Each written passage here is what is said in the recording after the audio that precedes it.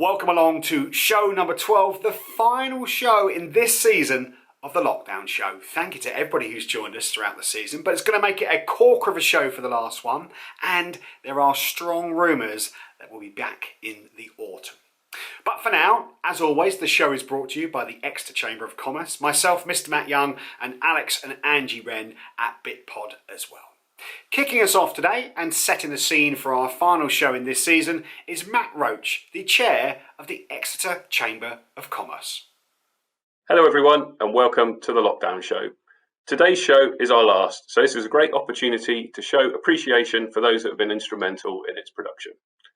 I'd like to say a big thank you to BitPod, Matt Young and One Voice Media for producing it, presenting it and doing such a cracking job. I would also like to say thank you to everyone who has contributed to the show over these 12 episodes, whether that's presenting, joining the chat after the show, or just watching from afar. The interaction has been excellent and helped to make the show the success it has been. We've been able to share some great content and it's been fantastic to be able to share some really positive success stories during a time when I'm sure all of us have felt extremely challenged. We hope you've enjoyed the show and found it helpful. We'll be back in the autumn with a new format for you, so we don't want this to be a sombre occasion, but rather a celebration of all the great stuff covered in the show and the contributions made by so many people. We've even got a little treat for those regular viewers of the show at the end of this one, so watch out for that. The show today is the second of two shows for employers, and we're pleased to welcome Mick Green, Sarah Ingram and Jon Dunkley, sharing information and advice on how to deal with some of the situations likely to be facing employers at this time, particularly as employees return from work after lockdown, and I'm sure I've got a load of questions about how the business has changed during that time. They are all experts in the field, and at a time when the challenges facing employers have never been greater, we hope that you find their sessions today useful. Before we get on with the show, just a quick mention of the Support Local campaign that we are launching, and which is an extension of the Stronger Together work. That initial Stronger Together campaign has been a great success. And as we did with that campaign, we invite you all to spread the word and to take part by submitting a video or photo. More details can be found on the Exeter Chamber website. The campaign is in support of all business in the area, whether big or small, independent or otherwise, supporting jobs, supporting the economy, supporting Greater Exeter. We think it's a great campaign that we hope everyone will really get behind to support the local economy. And as I said, details of the campaign are on the website, as well as further information about future events such as virtual Thirsty Thursdays and directors' briefings, and also all the usual local business news. So that's enough from me. It's time to get on with this week's show. And Mr. Matt Young, it's over to you. So, from this Matt to that Matt, thank you very much indeed. Okay, we now want to have a little poll for you. We want to find out what timings are going to work for you when we bring the reincarnation of the Lockdown Show back in autumn. So, which time of the day is going to be best for you? Is it 8 a.m, 11 a.m, 12 p.m, in other words noon, 1 p.m, or 5 p.m. Which one of those is going to work best for you? Can you select those there? And of course, the day of the week that would work best for you as well. Currently, of course, we are here 2 o'clock on a Friday afternoon. What is going to work best for you? That's what we're trying to find out. Okay then, it's time for our first guest on this final show, and that gentleman is Michael Green, a director of Endorse HR. Mick, welcome to the show. Thanks, Matt. Really happy to be here. Mick is going to be answering the question, what if my employee doesn't think it is safe to come back to work? What can I do? Mick, it's over to you. Lockdown is easing. The job retention scheme is winding down, and there's thousands of employees out there that are looking at the prospect of returning to the workplace for the first time in months, maybe since the start of lockdown. So today I'm going to look at a scenario where an employee refuses to return to work. And they're refusing to return to work because they're worried about COVID-19, catching COVID-19. They don't think the workplace is safe. So what can you do? Can you order them to return to work? What rights and protections do they have? I've picked this question because it is a popular one that I'm starting to get increasingly at the moment. I'm going to discuss the various protections that an employee enjoys, and also look at the risks and what you can do about it. as the employer. So before COVID, life was much simpler.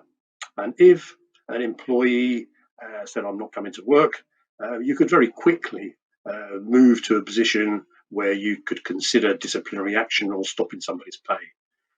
COVID has changed all that.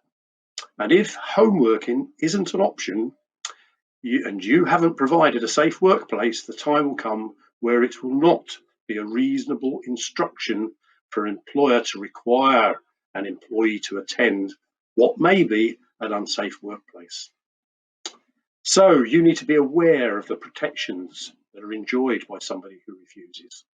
You need to know about the risks that come your way if you do take action. Pre-COVID, these protections were rarely raised, and I've found that many employers are unaware of them. So what are the risks? Well, there's four main risks. The first one is the health and safety risk. So most employers are pretty well up on this, but as most employers know, you have a duty of care to keep your staff safe, provide a safe working environment, and provide safety for their welfare. You must do whatever is reasonably practicable to achieve this. And if you don't, you run the risk of resignations, constructive dismissal, if they caught COVID in your workplace, a personal injury claim maybe, or even criminal prosecution for a breach of health and safety. But as I say, most employers are pretty well up on that. But by the way, this is a day one right, so no qualifying service required for this protection. Secondly is not so well known, and this is around section 44. And this is if an employee has a reasonable belief, and I'm emphasising that word reasonable because it's key, that there is serious or imminent danger, i.e. COVID-19, they can refuse to come to work, or they can stay at home, they can walk out, they can refuse to do certain tasks. And section 44 protects them from being subjected to a detriment, regardless of length of service. What's a detriment? Any form of disciplinary action or withholding pay. Thirdly, section 100 of the Employee Rights Act. And this provides that if you dismiss somebody because they reasonably believed there was a serious and imminent danger, that dismissal would be automatically unfair. What would a tribunal look at in these circumstances? That is key. So if you had dismissed somebody, what would they consider? They would consider two main things, overarching how reasonable the belief is by that person, but two main things they would consider. That is, the steps you've taken to provide a safe workplace and how well you've communicated that to staff. Those are the two key aspects. Further down the line, it may be difficult for a fully fit and healthy employee to argue that they held a reasonable belief that there was danger if the number of cases of COVID have gone down massively, if there's effective treatments or preventative measures, or if all other staff have returned. You may be in a much stronger position to say that that is not a reasonably held belief. Fourth one is whistleblowing. So if an employee believes that your workplace is unsafe and they blow the whistle on you to the authorities and you dismiss them, that dismissal would be automatically unfair because they've made a protected disclosure. Once again, it's a day one right. There's no upper limit on the compensation either. So that's the doom and the gloom. What can you do about it? Well, first of all, make sure you've got your health and safety sorted. Most employers are well up on this. There's plenty of good government guidance on it, but make sure it's there. Second part is clearly communicate this to your staff. Make sure you tell them the steps you've taken. It's not enough just to send them a copy of the risk assessment. You must do a walkthrough, talk through. You've got to help them understand exactly what you've done. Perhaps come up with creative ways of adapting the workplace. Staggered work times, for example. But they need to be sure that it's safe to come to work. But if somebody's refusing to come to work, it is critical that you understand why. You've really got to drill down and find out why. And once you've found out why, you can do something about it. Keep health and safety measures under constant review, and crucially also keep a record of what you've done. And that's not just a record of your risk assessment. This is a record of conversations you've had, meetings you've had, key decisions you've made. All of this may be required should you end up in a tribunal. Finally, seek professional advice before you take any action against anybody who is refusing to return to work. As you've seen, any action could be precarious. And it comes back down to that one word: what is reasonable? What is reasonable for one person may not be what is reasonable for another. And we saw that with our friend Mr. Cummins during lockdown. It's our final show of the season and it's got political. Mick, thank you very much indeed for your time this afternoon. No problem, Matt. I hope it's all going to be of use. Next up then, my favourite segment of the show, it's the good news segment. Kicking us off today is Sharon Foxwell. She is an Associate Director of One Voice Media. Hi, I'm Sharon from One Voice. We've had a really busy lockdown, but like lots of other businesses, we're really looking forward now to starting to think about moving back into our office in Barnfield Crescent. No amount of Zoom calls makes up for that face-to-face interaction with the team, so we're all really excited about that. As well as supporting all of our existing clients through lockdown, we have brought on board a couple of new clients, which is very exciting. The first is the Oddfellows, who we're helping with the marketing of their amazing new supper clubs, which launch next week. And we're also beginning work on a major event for the region next spring. So that's something really exciting to be looking forward to as well. Hi, my name's Ali. I work at Cathedral Appointments in Exeter. I was put on the furlough scheme at the end of March this year. So I've been off work for 3.5 months. I'm really pleased to say that last week was my first week back on the flexible furlough scheme, and it feels really, really good. So nice to be around my colleagues again and just to have some regular interaction with different people and hear about all of their stories.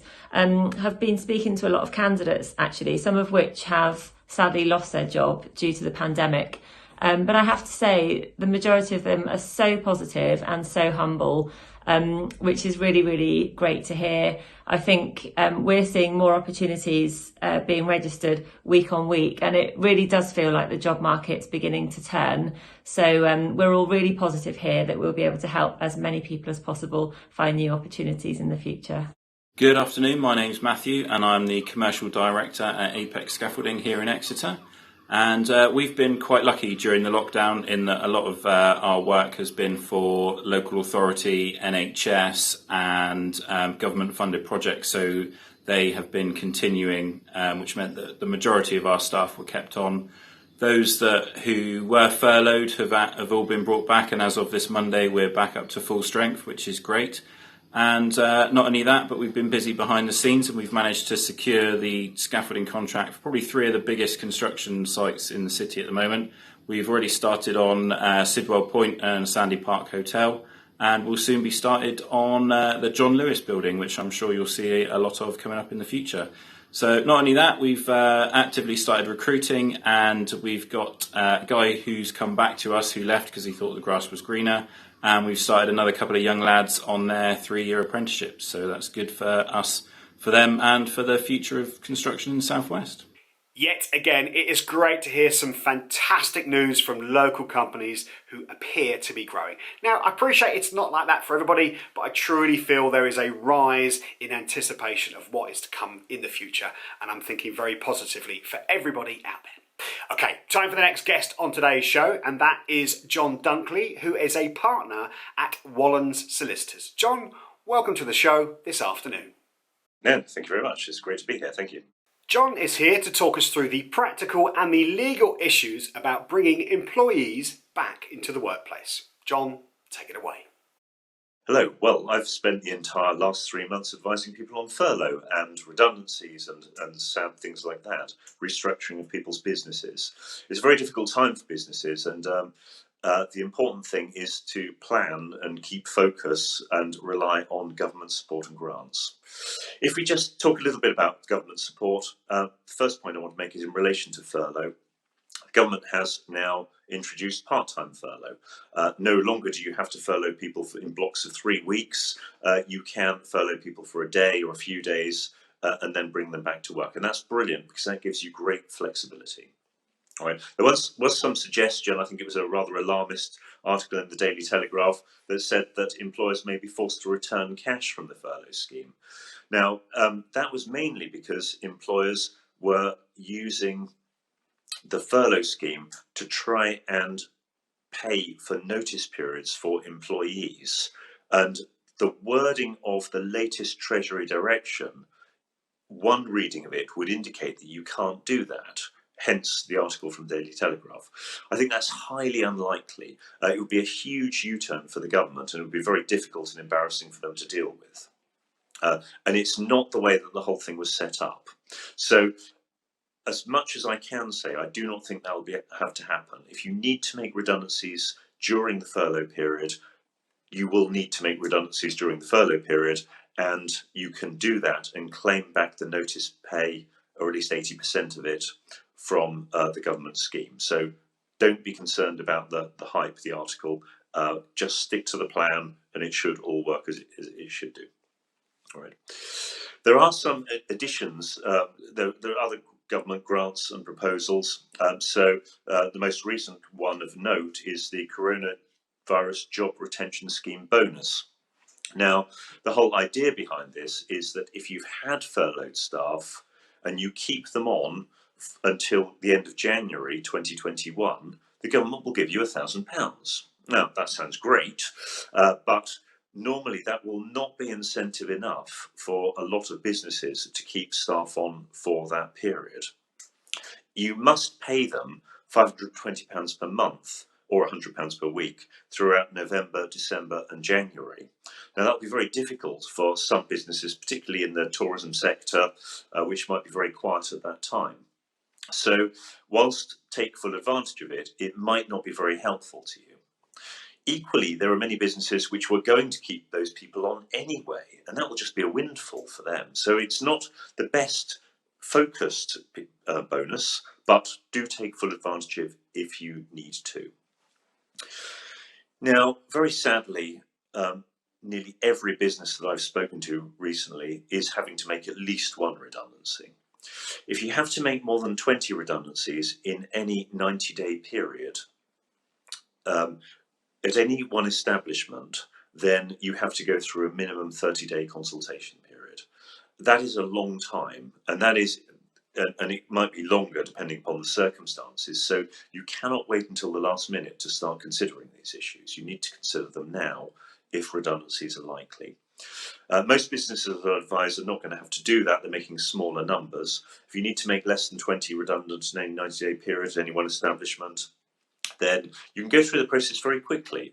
You can do it in a couple of days. In fact, if you're in an administration situation, which I really hope most of you aren't, then administrators can do that immediately. But normally you'd try and carry out that process over the period of, say, a week. It might be longer if you've got more employees because you have to go through redundancy consultation processes, which can take a little bit of time. But once you've done that, you can then place people on notice and claim back at least 80% of their notice pay through the furlough scheme. All right, so do take full advantage.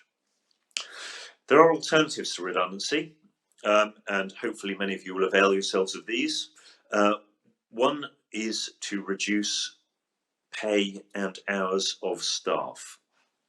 All right, now that's never going to be popular, but if you've got to do it, the way to do it initially in most cases is to ask staff if they will take a pay cut or reduce their hours. Some of them may be very happy to do that, and many of them will do it for the greater good. So if you can get everybody to agree to that, all you need to do is simply confirm what the changes are in writing to them. A simple letter or even an email is absolutely fine. It's always a good idea just to quickly check with me or your HR team or whoever it is that you're doing everything correctly, but that's a very simple process. If you need to make forced redundancies, i.e. because people won't agree, and that might just be a few of them won't agree, if most of them do, then it's a sad way to go about it, then there are ways that you can force the issue, but they are slightly higher risk. So, for instance, you can terminate people's employment and re-employ them immediately on a different contract. And most people will go along with that rather than not have a job. So you might get away with it entirely. But if people don't go along with it, then they can technically bring unfair dismissal claims. All right. And in those circumstances, you need to check insurance, you need to check what the risk was. And again, I can help with that, but get some early advice if you need to do that. The other things that you might want to consider are things like unpaid leave, sabbaticals. There might be some staff that would be more than happy to take a few months off over the summer to travel to America or to see relatives or something of that nature. Great, let them have that time off unpaid. It's brilliant. Ask around, see if your staff want that. Again, some older members of staff or even younger members of staff might think, well, actually, I've earned enough money, I might retire. You cannot simply bring up a conversation about retirement without careful planning. It will result in discrimination and unfair dismissal claims. So do not do that. If you're going to do that, get early advice. You can have a protected conversation, provided you follow the rules on protected conversations, if you want to have conversations about retirement with members of staff. But be very, very careful before you do that. Great stuff, John. Really appreciate your time this afternoon. Thank you very much. I hope everyone finds it very useful. Okay, it's time to look a little bit deeper at some articles that we found online which we think might interest you this afternoon. Starting off with a blog from local recruitment specialist Joe Kane from Cathedral Appointments. It's full of top advice on how to recruit whilst also social distancing. Next up, here's some helpful advice from Sarah Knight of Sarah West Recruitment on why your employer brand is as important as it ever was. It's our friends at RGB next who are talking about a new construction job shop which is being launched to connect job seekers to vacancies for employment or work experience. Have you heard of Typeform? It's an easy-to-use online survey system for gathering employee or even customer feedback. It looks really useful and easy to use. Finally, take a look at this blog from LinkedIn. It contains a wealth of resources on HR and recruitment, covering topics including becoming more inclusive as an employer, employee engagement, and industry trends too. Okay then, time for another guest, and please welcome to the show Sarah Ingram, a director at Power Marketing Research. Hi there, Matt. Thanks for having me. It's great to be here. Hello everyone and happy Friday. Sarah is here to talk to us this afternoon about the hows and whys of employee research. Sarah, take it away.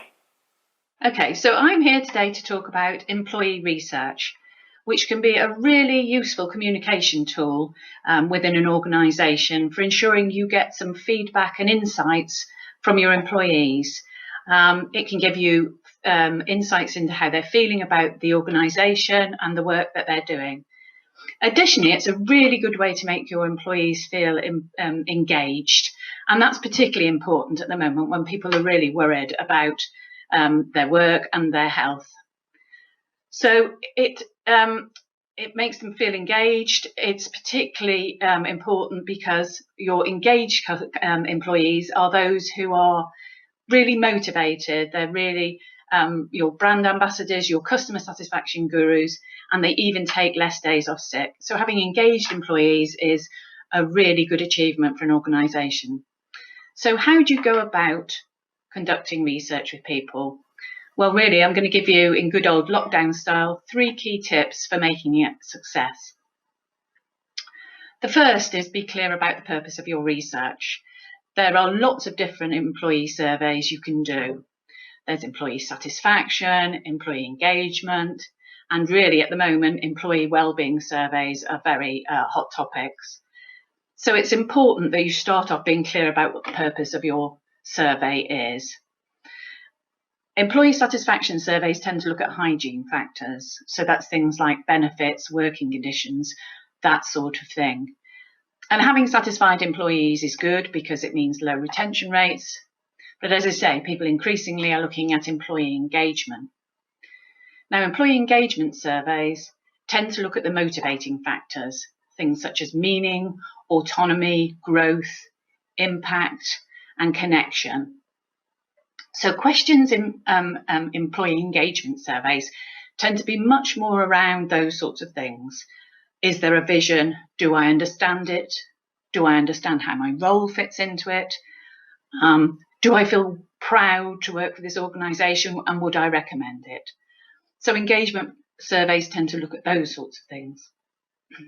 And then there's employee wellbeing surveys, and as the name implies, these tend to look much more at health and well-being. And as I say, at the moment, when people are looking to their bosses, their employers for guidance, and they're worried about their health, they're trying to deal with new normals, it's particularly relevant at the moment. So questions around the new norms. How do you feel about working at home? Do you have the tools you need to do your job? But also, do I feel safe at work if people have to go into work? Do I trust my leadership, my employers, to make me feel safe? So the first thing about your employee survey is be clear about the purpose. This will not only help you communicate what it's about, but make sure that you choose key questions. The second point is keep it simple. Avoid asking vague questions. Avoid words such as usually and frequently, which can mean different things to different people. So be specific. Avoid vague, open-ended questions. If you ask open-ended questions, be prepared to deal with the output, because if you ask 1,001 people, you'll probably get 1,001 different ideas if you ask open-ended questions. Tempting as it is, try not to ask leading questions. It might be nice to ask, how brilliant do you think your manager is? But this obviously needs to be a balanced question. And then only ask one variable in each question. So rather than asking how safe and easy is it to do your job, split that into two questions. So the second point is keep it simple. And then the third point is manage the process. Transparency is really important when you're dealing with people's confidentiality. They want to know that what they're saying is going to be confidential and anonymous. Report the results back to the employees. They've taken the time and effort to take part in the survey, so we'll be keen to see what the results are. And the other thing is, be prepared to take action on what it is you ask. Very often employees lose confidence in employee surveys because they don't see anything happening as a result. So focus on a few small quick wins so that they will see quite quickly that you have done something about the survey. And then finally, make it clear to your employees that if they have a very specific employee issue or grievance, that there is a direct communication route for that. A survey can sometimes be seen as an opportunity to vent your spleen and air a particular grievance, but it's really important that people still see the opportunity to have a direct one-to-one contact, and you give them a route for doing that. So that's my 3 points. Be clear about the purpose of your survey, keep it simple, and manage the process. Great stuff. Thank you for being our final guest on the show this afternoon, Sarah. It's great to be here. Thanks very much for having me. I hope people find it useful. Now, talking about the contributors we've had on the show, there have been lots of their favourite bits. So I tell you what, let's have a little look back at those contributors' best bits right now. The best thing about the lockdown show was the variety of people and businesses sharing their news and updates. What I liked best was the opportunity to stay connected to the business community and to hear what was going on.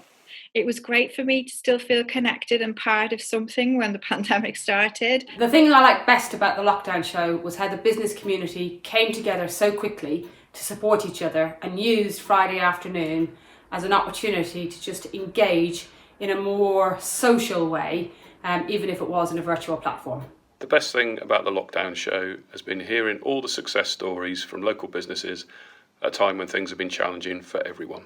I'm going to miss our post-show chats in Zoom. My favourite part of the Friday lockdown show was the sense of community it built. I loved all the little tips and updates from local business owners. We'll miss the Friday lockdown show. It's been great to see so many of the business community coming together, sharing chats on a Friday afternoon, hearing from some really good expert contributors. It was great to see so many local businesses showcased. I'm going to miss working with Matt and Lisa as much as I did producing the lockdown show. Thanks for joining us. Thanks for joining us. Thanks for joining us. Thanks for joining us. Thanks for joining us. Thanks for joining us. Thanks for joining us. Thank you for joining us. Our Friday afternoons just won't be the same. So, as you're probably aware by now, that's it. That is this season of the Lockdown Show done and dusted. Can you remember back to the 9th of April? We were 2 weeks into lockdown and this appeared in front of you for the first ever lockdown show. Since then, a lot has happened. Now, it being the last show, I'm going to cheat, okay? Because I can. And, well, it's the last show. I'm going to read off the script. I've got lots of stats for you. I want to take them through you. So, 12 shows. In that time, we have had 143 speakers on the show. That is incredible. 48 good news stories, as you know, my favourite part of the show, if you're a regular. 172 local businesses and organisations have been showcased on this very show. Nearly 1,500 people have registered to watch the lockdown show since the 9th of April, and the Exeter Chamber of Commerce has had nearly 1,000 views on their YouTube channel of all the shows for the people that couldn't catch it live. Phenomenal numbers from me personally to you. Thank you very much indeed. And also I'm going to take this opportunity to say thank you to Angie, Alex at BitPod, absolute superstars, Lisa at One Voice Media, thank you very much indeed for all your help, and to the whole board at the Exeter Chamber of Commerce, thank you for making this possible. It's been absolutely brilliant. It's been an absolute joy, and I mean that from the bottom of my heart. Really, really good fun. But it's not over. We have a Zoom social. We're not going to call it networking. No, it's a social. Come and join us, pop a cork on your champagne and come and join us on a Friday afternoon. I mean, it's nearly the end of the week anyway, isn't it? So school's out as well. Hey, mums and dads of the world, rejoice. So yeah, that's it. But stay tuned. We will probably email you about the updates as they come for the autumn. But for now, pop onto that link in the chat to come and join us over on Zoom for a drink or two, or just for a lovely little chat. And until we see you in the autumn, have a brilliant summer. Enjoy it. Stay safe. Stay happy. And we'll see you soon. Thanks again. Cheerio.